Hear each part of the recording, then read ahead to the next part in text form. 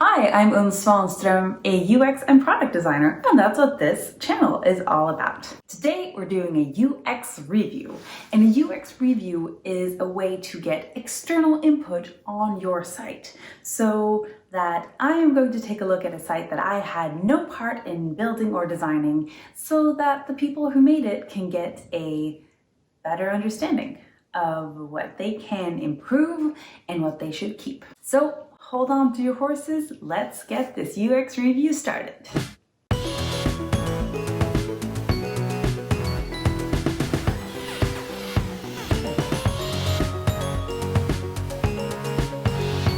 So first things first, what is my setup when I'm doing a UX review? First and foremost, you decide what version of the website are you going to take a look at. Today we'll be looking on the web, so I have my computer. It is not hooked up to my fancy monitor because when most people don't really have those huge designer monitors. So don't do your reviews in the format where most people don't see it. So I like to be on my laptop.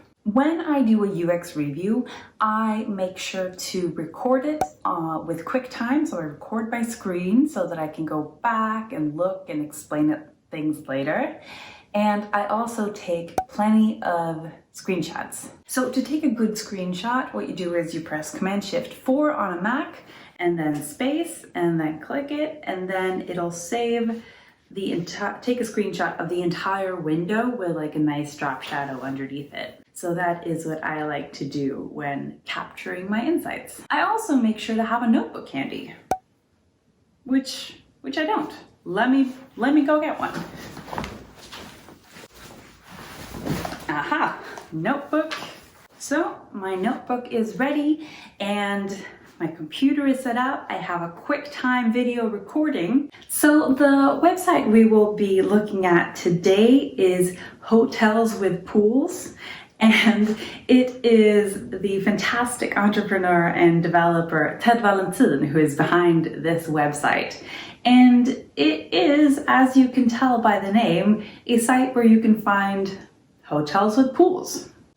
So I had a talk with Ted yesterday, and what you want to make sure to ask the person who runs the site or owns the business is a couple of things. First and foremost, you need to understand who is the user. Ask that before you start. Who is the user? You also want to know, what does this website try to achieve? Is this a website that is all about informing about something? Is this a website where you're trying to sell something? Is this a website that's trying to sell a service? Or is this a website that primarily makes money based off of ads? If you can understand how this business is making their money, you can also help them make sure that they are achieving that goal in a better way. So the next step in my UX review is to take a look at the first impressions. What do you see on this website when you've never been there before? So where do most users start their journey? Well, I'd say there are very few people who go into your website by typing the URL straight and just pressing go, like direct traffic. I would start my user journey on Google, actually. And in the case of this website, maybe it would be something like, I want to find a nice hotel room with a pool so I can have a nice summer vacation in my hometown. So maybe I'd type into Google something like, okay, hotels in Stockholm with a pool. So what do I get? I get hotels, I get booking.com, those are the ads. I get this map from Google, I get TripAdvisor, booking.com, Expedia, Scandic Hotels. Here we go, hotelswithpool.com. There they are. So they were a bit down. So search engine optimization is always important. Okay, the best hotels with pool in Stockholm. A list by Anna Holtz and Ted Valentin. When I'm on this web page, what do I want to do? I want to be thinking, what do I want to click? What are the CTAs, the call to actions? And try to get in the mindset of what does the user want to do here? And in this case, the user wants to find a hotel with a pool. So this is a very niche product that only does that one thing, find hotels with a pool. So that's a really good thing. And also, like, how is the information structured? How does my eye want to travel over the website? What draws in my attention? And when do I kind of get bored with it? Okay, so let's have a first look at hotelswithpool.com. And I came into the best hotels with a pool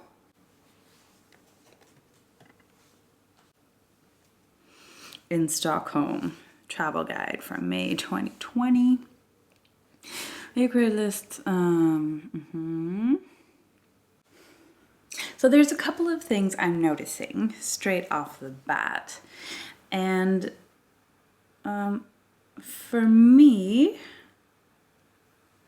these font sizes aren't really complementing each other. They're both quite different. We have a sans serif for the headline and then a serif font on these, and they're not quite speaking the same language for me. One is a bit more traditional, and one is more like, oh, we're sleek and modern. So they're not really harmonizing for me. I'm also noticing the use of, it feels like there are two call to actions. There's not like one thing that I should do, but rather there are two options for me to do. So I'm thinking, see available rooms. What happens? That'll take me to booking.com, where I actually do the booking. Read more also takes me to booking.com. Got it. Right. So there's not really any navigation for me here. Like, how do I get to somewhere? Like, I suppose after I'm done with this listicle that I would click somewhere over here or over here. I'm noticing that these two lists aren't, like, this is your one shot to, like, if this list wasn't giving me what I needed, then I want something more, something else to entice my, like, interest. And, like, hotels with a sauna sounds great, but it's like a very, like, listy list. So I would like to have something more visual. Yes, so if I wanted to book it, then I would go here. Yeah, okay. Read more makes me think that I'm going to stay on this site. Show full description. That's what I was thinking read more would be. So now that I like Googled, so they're working on with the assumption that I know that I'm going to be in Stockholm. Like, I can't get out of the Stockholm search. They don't have like an on-site search. Which, what if I haven't decided that it's Stockholm I want to vacation in? Maybe I want to search other cities while researching. So since this is like a very like inspiration-based service, I would want to, I wonder how set people are in their travel bookings, that like we know it's Stockholm, so now Stockholm is the only place I'm looking for. Or if it's more like, yeah, I want to go to a place with a pool in my own part of Sweden, then maybe I could open up the search a little bit, but now I can't. So what happens if I go to like straight to the root of the best hotels with a pool in the world? Then we have a search. Okay, so I have so here on the start page, I have a little pet peeve. It's like on the web, why would you put the text on the image? Like images on the web are so small anyway, and now we want to put text on there as well. Like just stick the text outside. Why is it not outside the box? At least there's like the contrast is okay here. And here we can see again that the fonts aren't really speaking the same design language. So here we can see this handpicked hotels with pool curated by Anna Holt and Ted Valentin. I would like to know a little bit about them. Like if this is a personal like selection site and there's actual people behind this and not like a corporation, for me that's a good thing. Like these are people who humans who handpick these lists. I want to know maybe more about them. Do they love staying at hotels? Like what makes them the best at picking hotels with pools? So first impressions, there's some weird going on with the call to actions. The fonts aren't really singing together. We're not singing the same song. I'm a little bit stuck into the search that I've made. There's no way to like widen the search or go back. Why is this show map right here? Okay, that was a strange placement for a really good feature. Why is it up in the corner? And why is there no nice animation between these states? Okay, so is this website helping people do the thing they came for? Well, since I came for hotels with pools, maybe I'd like to say yes. There are a few things that people who want a pool might find interesting, like how do I find pools where I can swim laps, for instance, if I'm like a sporty swimmer. Or like when is there more of like a family vibe for the pool area, and when is there more of a... So there are some interesting like segment niches within I'm looking for a pool. And that might be interesting for them to explore. So the next thing I would do when I'm doing a UX review is like identify the most important UX flow. Like I start here and this is my task. Can I complete that task? And see how that works on the site that I am trying to review. So the task on this website for me is like, I want to find a cool hotel to stay at for like a night in Stockholm. And so I'm looking here and I really like the look of Grand Hotel. So I'm going to click 27 images. Okay, and that lets me... Why are they so small here? Like, why are the images not like full blown, like pretty images? Like, it's this small images isn't as appetizing as big images. Suck me in. And then I hit available rooms and prices. That takes me to booking.com. That is a little bit sneaky, that I'm not aware that I'm going to booking.com. And I wonder if they've A/B tested that. Like what happens if they change the button copy to be more explaining what is about to happen, that I will be transferred to another site. Because that could be a cool A/B test. What happens to there? Like, do people still like book it, or do they... Yeah.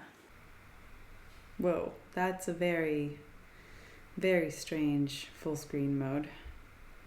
The image is still small, but it's in full screen mode. And the X is kind of small, but I can press escape too. Oi! Oi! I found a bug. If I'm in full screen mode and I close it, the image is still there. That's a bug. This, a disclaimer, this site is still work in progress, so it's super brave of Ted and his team to be able to open up this way. And I applaud them. So of course you're gonna find some bugs. That's It's reasonable. I'm just gonna reload it. Yeah, so does this help me find hotels with pools? I think it does. So the things that are hard here is like understanding the flow that I'm supposed to go book it on another website. This is not a booking site, but rather a just inspirational. So maybe that should be somewhere. So after having navigated around on the site, I would spend quite some time doing this, but also pay attention to when I would like automatically get like bored, and that would be like a good indication of how long people really spend on a website.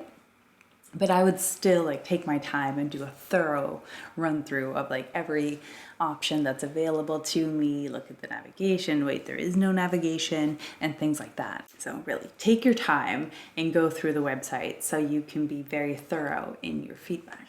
So after taking your time and doing a thorough run through of the website and summarizing your insights, it is time to do your analysis. How did it go? And also prepare those insights for a handover to the person who runs the website. What you want to include in that handover is strengths about the current design, what is working. For instance, in this case, it's awesome with the listicles. Lists are great for like scrolling and dreaming, and I think it's a strong concept to only have pools on your website.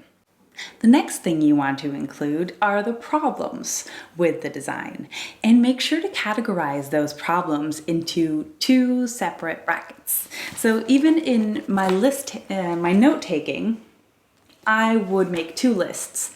One for UX fixes and bugs, things that are fairly easy to change but needs to get done.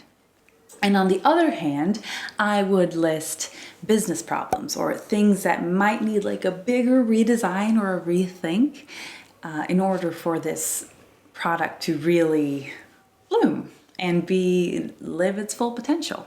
So some of the bigger problems that I identified now were the SEO, the search engine optimization. Make sure your site is at the top of Google if you want to get the most amount of traffic. I think it would be really cool to expand the niches within the search for pool. So for instance, have also like if I'm a sports swimmer or I want a family style pool. It's not super obvious that you don't book the hotel rooms through this site. So that's maybe something that I would A/B test the copy of, or like the design of how do you make my expectations match what is about to happen. On the UI fix side, some things that can be quite easily adjusted. I've listed add search to every listicle page, which seems like could really help the website, especially if I haven't decided on my travel location yet. Keep them on your site. Don't send them back to Google. Just put a search bar everywhere.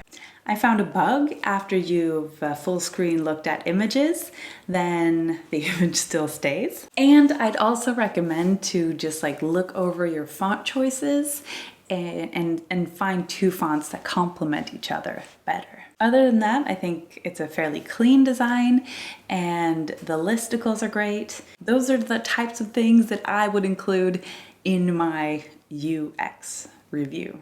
And of course, a UX review can be done in plenty of ways and can be made super complex with like a full user journey mapping. Or it's one of these quick and dirty type things where you are trying to get the most feedback as possible in a short time as possible and really find things that you can take and implement straight away.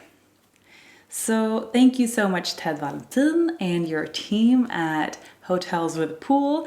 And that's all for today. I hope you've enjoyed this UX review and see you next time. Bye.